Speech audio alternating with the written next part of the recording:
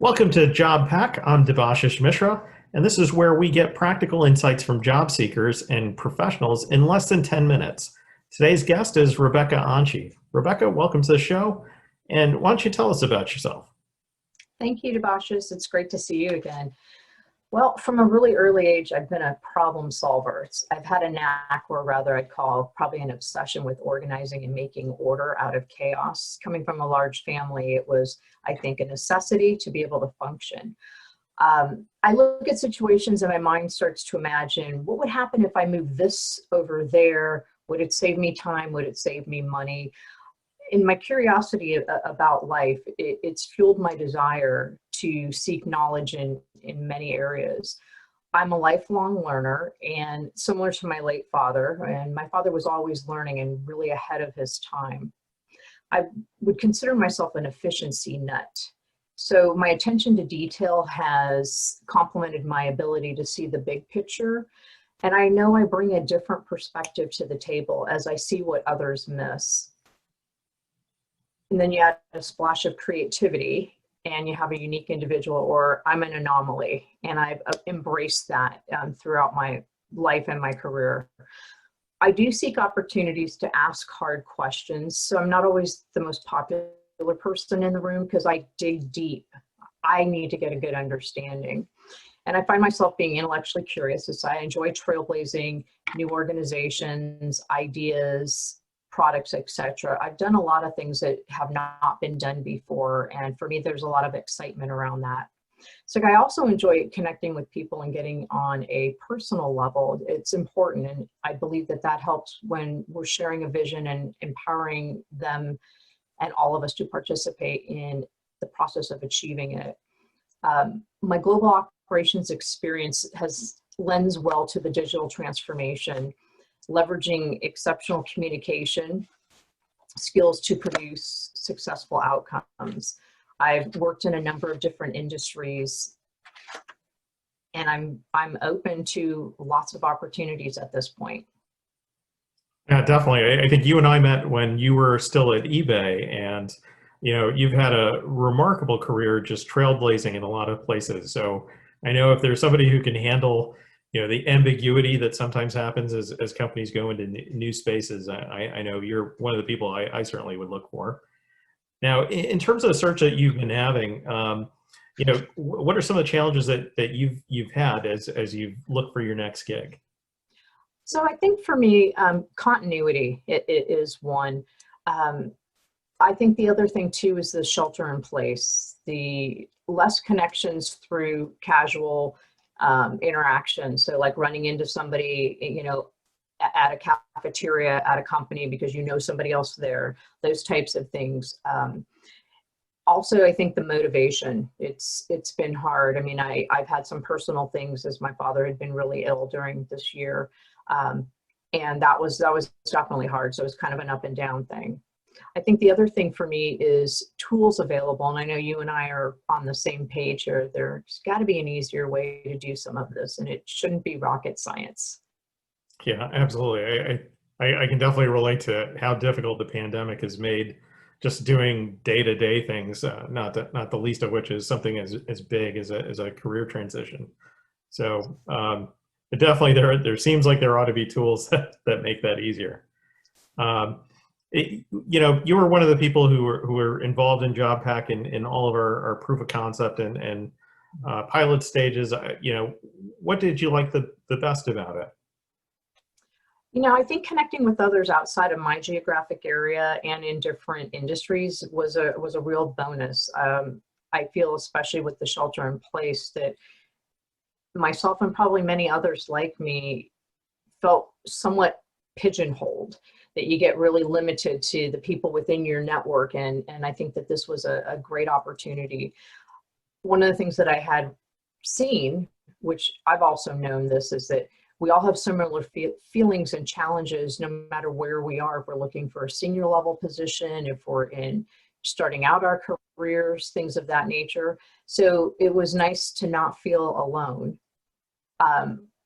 One of the other aspects that I really liked is being able to offer help to others. to share experiences.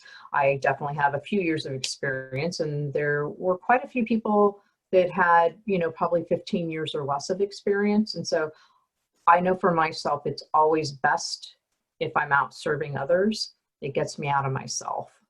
And then I think the speakers that you brought in and the structure, I really like that. It was very helpful. Yeah, thank you. I really appreciate that. I relate to that so well in terms of, I think between the pandemic and just the stress of looking for work, it really weighs in on people, mentally, and certainly, being with other folks who are going through the same thing certainly can help to elevate your mental state, and I think especially paying it, helping other people certainly reduces your stress. I think you need all of that to be in top form for an interview, right? Totally agree with that. Now, what would be, the best advice you could give to job seekers right now based on what you've learned? So the best advice that I would give people is we're going into the holidays right now. Most people tend to slow down. Don't. This is an opportune time. There are so many hiring managers that if they're at the end of their fiscal year, they're sometimes slowing down. And it's been a really great time because a lot of other people are thinking that, oh, nobody's going to hire during the holidays, but that's absolutely not true. So I would say ramp up and don't shy away from reaching out to people. You might be pleasantly surprised. That's great insight, especially because I know you've been on both sides of the desk, so you Yes. really know, what it's like on the hiring manager side. So, last question, what was your first job starting out? So my first job, I was 9 years old, and my father was a VP at a large workers' comp insurance company. So he would bring work home in these boxes, huge boxes, and I would stamp policy endorsements with a rubber stamp and policy renewals.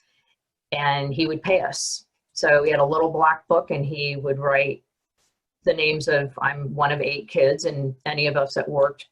But my father's taught me a really, I guess I'd say a good work ethic, maybe bordering on the side of workaholism.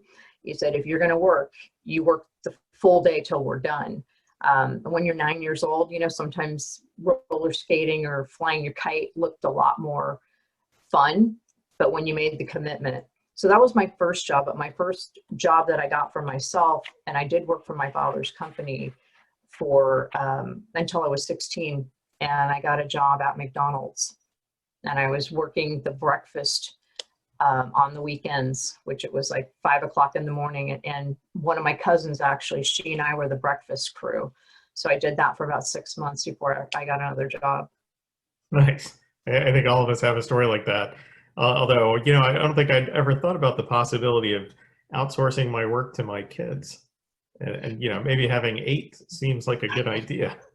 Well, I look back now, and it's been kind of funny with my dad recently passing, and a lot of his old coworkers and people that used to work for him have shared some stories through a Facebook group. We worked in a file room in San Francisco, no windows, and people smoked. This is in the 70s, and they smoked a lot, and it was like, and we'd have to work like a 10-hour day. It was brutal, but my dad paid us twice what minimum wage was. And I think, well, I never thought about outsourcing. I only have 1 kid, he won't do anything, but there's other people out there that will. So there's opportunities. Yeah, just maybe not so much of the smoke-filled room, right? Yes, things have changed quite a bit. Yeah, absolutely. Thank you so much, Rebecca. I really appreciate your insights and for coming on to the podcast. You're welcome, Jabashis, and keep up the good work. Yeah, you too. Good luck, and please let us know if there's anything I can do to help you with your search. And I want to thank you for tuning in. JobPack is a virtual job club that connects job seekers to accelerate job seeking success. You can find out more about it at jobpack.co. And you can subscribe to the podcast there or on other major podcasting platforms. So thanks again, and see you next time.